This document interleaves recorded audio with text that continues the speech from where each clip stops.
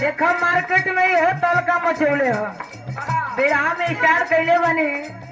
लेकिन हमहन के नजर से थोड़ा अब एकरा से पाछे जाती है। सब कलाकार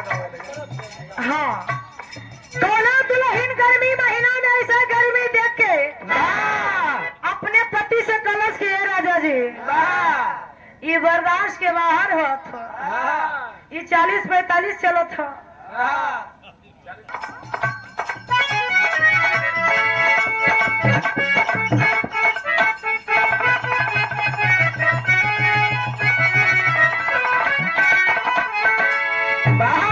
अरे बढ़ गई पीर पिया सच कहता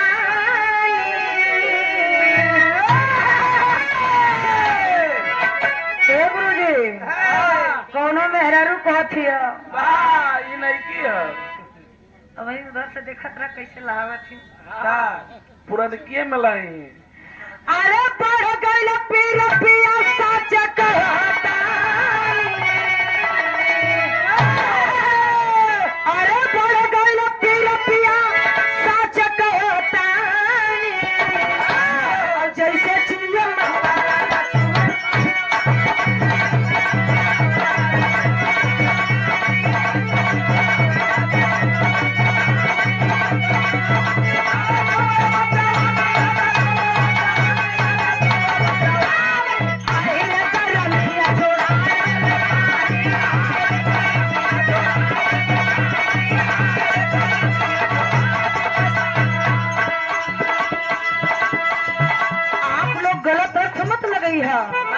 जैसे चूहे महुआ राजा चूहे मोर जवानी हाय रे गरमिया छोड़ा दिलस पानी एकर गलत अर्थ मत लगिया लोगन दुल्हन के अंग अंग से पसीना चुअत ह यही से दुल्हन कहतई कि चढ़ल जवानी में पूरा एकदम तस नस हो जात गर्मी बर्दाश्त ना होत ये गलत अर्थ ना है। और कहे का